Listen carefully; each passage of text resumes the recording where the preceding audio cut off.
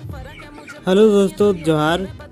तो आप लोग को बहुत ही ज़्यादा इम्पोर्टेंट बात बताने जा रहे हैं। कभी भी खाना देने का तुरंत बाद पानी मत दीजिएगा मुर्गा मुर्गी को, क्योंकि खाना देने का तुरंत बाद पानी पी लेने से ये लोग को बीमारी हो जाता है, क्योंकि खाना सही से डाइजेस्ट नहीं कर पाता है तो बॉडी का बीमारी लड़ नहीं पाता है। इसीलिए कभी भी पानी देते हैं तो आधा से 1 घंटा बाद ही दे, खाना खा लेने के बाद, और हमेशा साफ पानी दे। Thank you.